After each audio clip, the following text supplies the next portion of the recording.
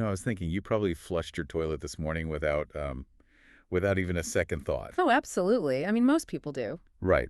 But if you have a yard, there is actually this massive living biological engine buried right under your grass. Yeah, it's pretty wild to think about. It is. And the crazy part is, odds are your daily household habits might literally be like slowly starving it to death. Unfortunately, that's very true. So welcome to the deep dive. Yeah. You are here because you possess a curious mind. And, you're eager to extract the most valuable insights in the world around you without getting bogged down in all that information overload. Exactly, just getting straight to the good stuff. Right. So today we are unpacking excerpts from this really interesting source, the SEPTIFIX approach to proactive septic system care. We want to explore how modern homeowners are, well, radically rethinking this completely ignored piece of household infrastructure. It's so overdue, honestly. Because for decades, the standard operating procedure for a septic system was essentially just crossing your fingers. Just hoping for the best. Literally, people just treated it like a buried trash can.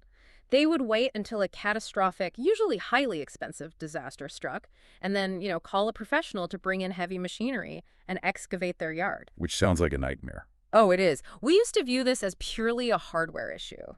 Like, no different than fixing a leaky roof or, I don't know, changing a burned-out light bulb. You just assume mechanical predictability. So the old way was literally just waiting for a geyser of sewage to ruin your weekend. Yeah, pretty much. That is awful. But the material we are diving into today outlines this massive shift toward proactive biological maintenance. Right, which is a total game changer. It really is. Mm-hmm. We are moving away from that brute force chemical plumbing and entering the realm of, biological engineering. Yes. So let's pull back the curtain on the fascinating science happening right under your lawn, because to truly understand this shift, we have to stop visualizing the septic tank as just, a concrete box holding waste. We really do. Yeah. Because it is fundamentally a bioreactor. A bioreactor.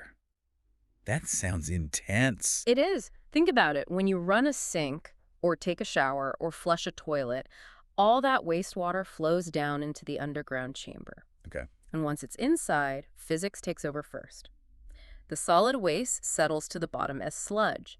And then the lighter materials like oils and fats, they float to the top to form what's called a scum layer. Gross, but okay, that makes sense. Yeah, a bit gross.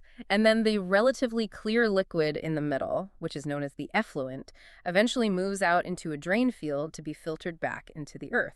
I love thinking of it as a giant underground stomach. That's actually a great way to put it. Right. Just like our own bodies, this underground stomach relies heavily on its own gut health to digest everything we feed it. It needs a thriving microbiome to break down the toilet paper, the organic sludge, all of it. Exactly. That gut biome is doing all the heavy lifting down there. Wow. Yeah, there are millions of naturally occurring bacteria, and they act as workers on a microscopic assembly line. An assembly line, I like that. They literally secrete enzymes that dismantle complex organic matter, the proteins, the carbohydrates, the fats, and turn them into simpler, water-soluble compounds. Oh, so they're literally eating the waste. Precisely. And without those bacteria constantly eating and multiplying, that 1,000-gallon tank would simply fill up with solid waste in just a matter of weeks. Weeks? Wait, really? Yeah, weeks. But when the ecosystem is perfectly balanced, this entire intense digestive process happens completely quietly in the background. Nature's just doing all the work for you. Okay, so if this underground stomach relies on a delicate balance of bacteria to digest our waste, what happens when we start flushing things that are, specifically designed to kill bacteria? Oh, well, that's where the trouble starts. Because we are constantly sanitizing our modern homes right now, so we must be sending a lot of microscopic warfare down the drain. We absolutely are. I mean, we no longer live in an era where we only send organic, easily digestible materials down our pipes. Right.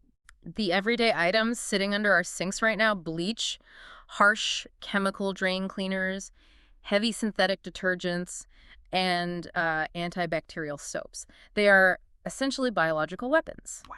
Yeah, they are deployed directly against that underground ecosystem. Okay, let's unpack this. We use antibacterial cleaners to keep our kitchen counters and our bathrooms healthy and spotless. Right. But in doing so, We are accidentally slaughtering the exact microscopic ecosystem that keeps our plumbing from backing up into our living rooms. That is the reality, yeah. That is just a wild irony. It really highlights a massive disconnect in modern domestic life. We're waging chemical warfare on the very organisms we rely on to manage our waste. That is so true. And this raises an important question. What actually happens when that beneficial bacteria population crashes? I'm guessing nothing good. Nothing good at all.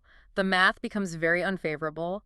The organic sludge accumulates much faster than the remaining depleted bacteria can consume it. Because half of them are dead from the bleach? Exactly. So the system loses its efficiency, and that's when the warning signs start to manifest. And from the source material, those warning signs usually start small, right? Yeah. Like you are standing in the shower and the water is suddenly pooling around your ankles because the drains are slowing down. Yeah, slow drains are a classic early indicator. Then you might hear strange gurgling sounds coming from your sinks, Yes, the gurgling. which is trapped gas trying to escape because the normal pathways are becoming blocked by all that accumulating sludge. Exactly. And the gas accumulation is where the situation turns from just a minor inconvenience to an undeniable problem. The odor is unmistakable. Oh man, the smell. Yeah, and it tells a specific chemical story. Oh, the dreaded hydrogen sulfide gas. It smells exactly like rotten eggs, doesn't it? That's the one. Rotten eggs. Oh. That odor is a direct chemical indicator of poor waste breakdown. How so? Well, in a struggling, overloaded septic tank, the environment is mostly anaerobic, meaning it lacks dissolved oxygen. And the anaerobic bacteria that survive in this oxygen-deprived environment are notoriously slow eaters. So they're slacking on the job. Basically. But worse, as a byproduct of their anaerobic respiration process, they release hydrogen sulfide gas and methane. Oh, wow. Yeah. So when the bacterial colony crashes and the sludge builds up, the production of these foul gases just spikes. And that pushes that horrible rotten egg smell back up through your plumbing or even out into your yard. And ignoring that smell leads to the most severe symptoms, right? Like you start getting frequent sewage backups into the home, or you walk out into your backyard and find like standing water or a dangerously soggy patch of grass right over your drain field. Which is a nightmare. Because that means the liquid effluent has literally nowhere left to go. Exactly. The causal link here is undeniable. Ignoring the biological health of the tank directly leads to physical blockages. Right. And those physical blockages lead to catastrophic financial pain. Yes, the money. Replacing a failed grain field is not a minor repair. It involves heavy machinery excavating your landscaping, hauling away contaminated soil, and laying completely new pipes. That sounds incredibly expensive. Oh, it can easily cost tens of thousands of dollars. Tens of thousands. That financial terror is definitely the real driver behind the shift toward proactive solutions. I mean, people are realizing biological prevention is infinitely cheaper than an emergency excavation. Without a doubt. But for a long time, the options available to homeowners were pretty terrible.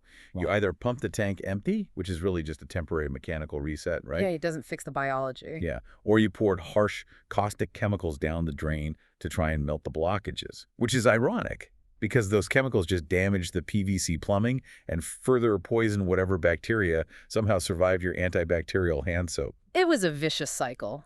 But thankfully, the scientific approach has finally caught up to the biology. Thank goodness. The focus is now on cultivating the environment rather than attacking it. As we established, traditional septic tanks are predominantly anaerobic environments. Right. The slow eaters. Exactly. Yeah. They contain almost zero dissolved oxygen, making the breakdown process slow and very smelly. So the modern innovation outlined in the text is to deliberately introduce oxygen into that underground chamber. Here's where it gets really interesting. Yeah. Because introducing oxygen fundamentally changes the type of bacteria doing the work. You are switching from those slow anaerobic bacteria to highly active aerobic bacteria. Yes. Aerobic bacteria, the ones that thrive on oxygen, they are vastly superior for waste management. Are they just faster? They break down organic matter significantly faster than their anaerobic counterparts, and they reproduce at a much higher rate. Oh, nice. And crucially, their digestive byproduct is mostly odorless carbon dioxide and water, not hydrogen sulfide. So no rotten egg smell. Exactly. By oxygenating the wastewater, you are upgrading the biological engine of the tank from like a sputtering old lawnmower to a high-performance engine. Okay, hold on. I need to play devil's advocate here for a second. Sure, go ahead. I'm just having a hard time picturing the scale of this. The approach we are looking at involves flushing a tablet called SEPTIFIX. Correct. But how can one tiny flushable tablet possibly generate enough oxygen to change the entire biological environment of a 1,000-gallon underground tank? I mean, physics tells me a regular effervescent tablet just dissolves in like 5 minutes. Does the science actually support this claim? It's a very valid point of skepticism, honestly. A standard effervescent tablet would indeed just fizz out in minutes and do absolutely nothing for a 1,000-gallon tank. Right, it would be useless. But the claims made in the Source Materials Center around delayed slow-release technology. Wow. Slow release. Yeah. The tablet is engineered to withstand the journey through the plumbing and then actually settle into the dense sludge layer at the bottom of the tank. Oh, so it goes all the way to the bottom. Exactly. And once it's embedded down there, it slowly reacts with the liquid to release microscopic oxygen bubbles over an extended period of time.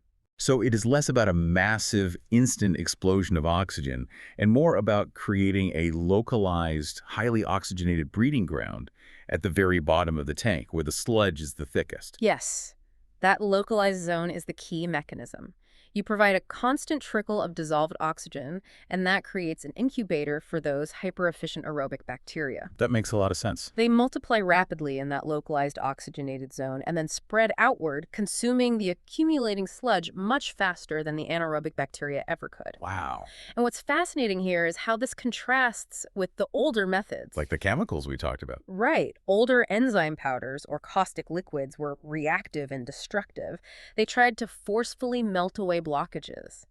But this modern oxygen-powered approach works with the septic system's natural biology. It provides the exact fuel the beneficial bacteria need to outpace the incoming waste. Addressing the root cause rather than just masking the symptoms is brilliant. Listen. But let's be real for a second. Even the most elegant biological science in the world won't be adopted by busy, exhausted homeowners if it is too complicated. Oh, 100%. If the solution requires mixing powders, measuring liquids, or, I don't know, wrestling with heavy concrete underground access ports every 2 weeks, the average person is just going to procrastinate until their yard smells like rotten eggs again. Human behavior is always the ultimate bottleneck for any new technology or maintenance routine. Friction is the enemy of consistency. And that brings us to why this specific oxygen tablet treatment method is catching on so quickly. The convenience. Exactly. The appeal of the modern approach is consistency without complexity. There are no messy jugs of liquid spilling in the garage. There is no plumbing disassembly. You just drop one tablet into the toilet bowl and flush it once a month. It's remarkably simple. It fits perfectly into those modernized routine home maintenance tasks we have all just sort of accepted as part of adult life. Right, like chores you don't even think about anymore. Exactly. It is just like sliding a new pleated filter into your HVAC system every few months to protect the furnace blower, or twisting a new carbon filter into your refrigerator so your drinking water tastes clean. Flushing a tablet is such a low-effort, high-reward habit. And it aligns perfectly with broader societal trends, too. How so? Well, homeowners today are increasingly environmentally conscious. They want sustainable solutions that don't dump toxic synthetic chemicals into the fragile groundwater table. Yeah, people are definitely more aware of that now. But they also face extreme demands on their time. So a flushable monthly treatment removes the friction from doing the right thing. It makes it easy to be green. Exactly. It bridges the gap between environmental responsibility and the realities of a busy lifestyle, allowing people to protect a massive financial investment without having to become, amateur microbiologists. Dropping a tablet into your toilet once a month is a huge step in the right direction, but we do have to be clear here. It is not a magic trick. No, definitely not. You can't just flush an oxygen tablet and then start pouring bacon grease down your kitchen sink every morning.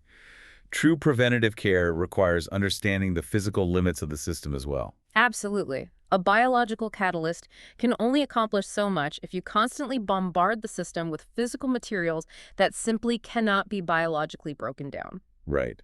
Beyond just using the bacterial treatments, there are hard and fast rules you absolutely must follow.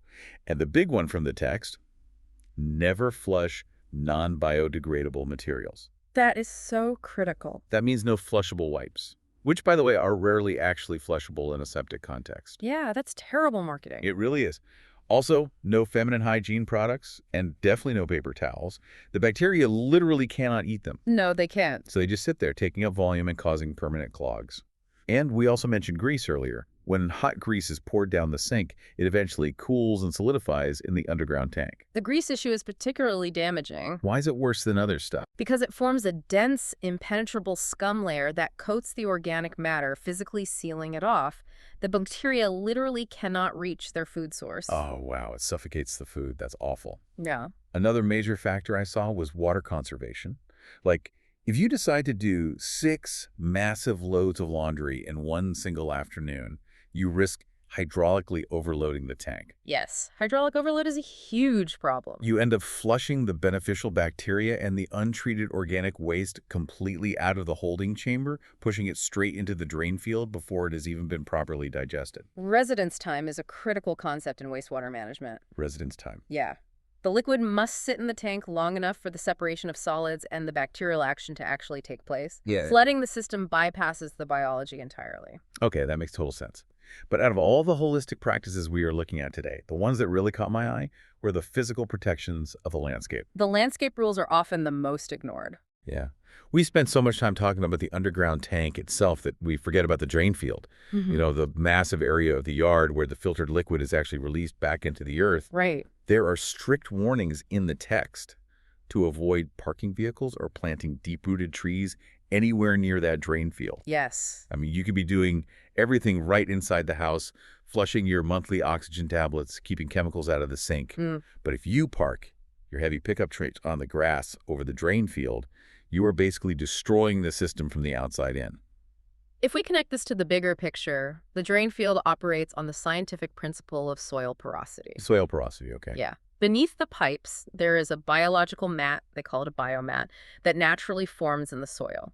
It relies on the microscopic spaces between dirt particles to act as a natural filter as the effluent percolates down into the deeper groundwater. So it's like a natural sponge. Exactly. And when you park a heavy vehicle on that grass, the immense weight compacts the soil, literally crushing those microscopic spaces and suffocating the biomat. So the liquid hits a wall of compacted, suffocated dirt and has nowhere to go but straight up to the surface. Which results in that soggy, foul-smelling lawn we discussed earlier. Ugh. And deep-rooted trees are just as destructive, just in a different way. Tree roots will naturally seek out the moisture and nutrients concentrated in those perforated underground pipes. Oh, so they break into the pipes. Yeah, they intrude into the lines and just shatter them. Yeah. So combining the physical protection of the landscape with the internal oxygen-powered bacterial support, well, that ensures the long-term health of not just your plumbing, but the surrounding soil and the broader groundwater table. It is true holistic stewardship of your property. It really is. So what does this all mean? For you, the listener, it comes down to a fundamental shift in perspective. Your septic system is not just a trash can. It is a living, breathing ecosystem. By treating it with biological respect, keeping out harsh chemicals, protecting the physical ground above it, and utilizing simple, proactive monthly maintenance like those oxygen-releasing tablets, you are empowering nature to do the heavy lifting for you. Nature wants to do the work. Right. You get to avoid the catastrophic yard disruptions, you prevent the foul odors from ruining your summer barbecues, and ultimately you save thousands of dollars in emergency excavations.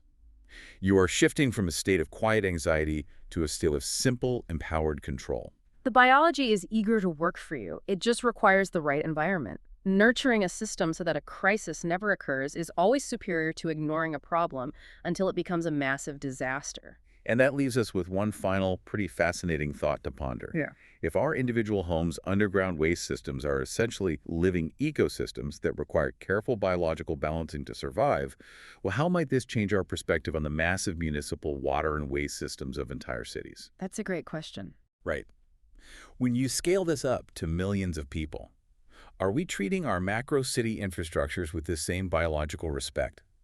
Or are we just masking larger systemic problems with an ever-increasing volume of harsh industrial chemicals? It really makes you wonder. It definitely is something to think about the next time you turn on the tap or flush a drain. Just remember, whether it is a massive city grid or your own backyard, everything works better when you focus on healing the underground stomach rather than just waiting for the ache. Until next time, keep diving deep.